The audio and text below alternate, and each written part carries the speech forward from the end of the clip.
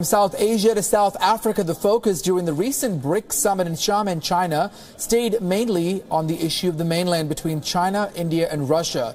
But what is happening in the B and the S? Well, the first and the last letters of the grouping, which denote Brazil, which makes up of BRICS, and South Africa, which makes up of the S in BRICS. Well, let's take a look at their political and economic profiles. All right. Well, after a dip in South Africa's fortunes in 2014 and 2015, the GDP, the gross domestic product in the powerhouse of the huge continent, is set to return to the same levels as in 2012. Well, that's neither good news or bad news, but certainly way below the indicators for the same years for some of the emerging economies like India and China. The GDP of Brazil, the engine of another mammoth continent, South America, took a far greater beating, but it is also expected to match South Africa's growth in 2017.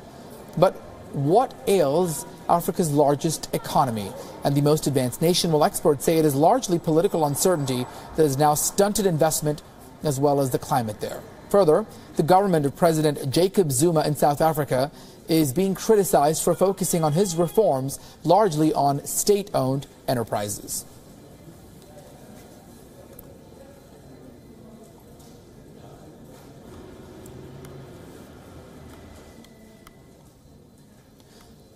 Well, Brazil has not only a similar graph, but also similar woes, high unemployment, but also high interest rates on credit and political uncertainty, which have ensured that among all South American economies, Brazil is doing the worst. The parallels don't end there. South African President Jacob Zuma is known to be a political survivor, but caught in a web of corruption charges. An upcoming impeachment hearing by South Africa's Constitutional Court may prove to be his undoing. Well, uncannily, Brazil's President Michel Temer, who was seen shaking hands with the other BRICS leaders, including his South African counterpart Jacob Zuma, is also under fire.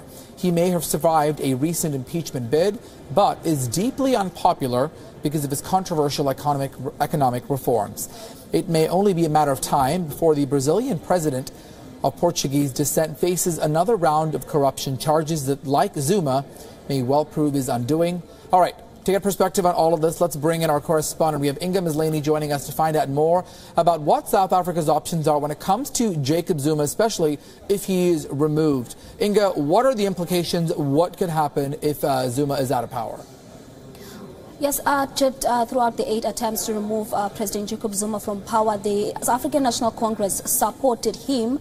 But since the time he came to power in 2009, there is a huge gap in terms of his support within the ANC. So now the ANC may have the majority in parliament and support Zuma in parliament.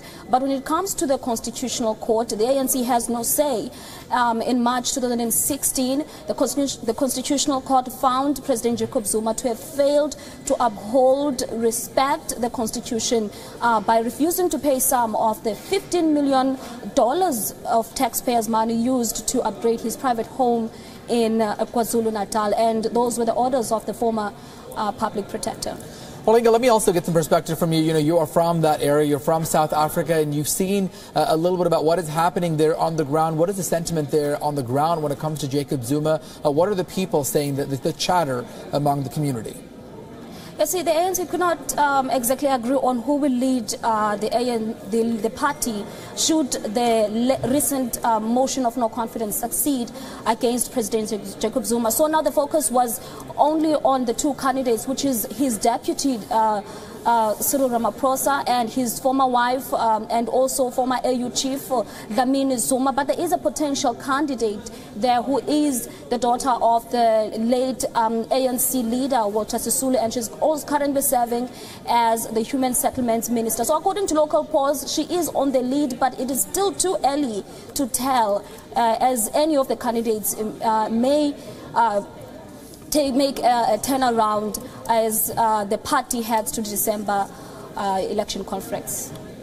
All right, Inga Mislani getting us the very latest on that. Inga, thank you so much for all of those updates.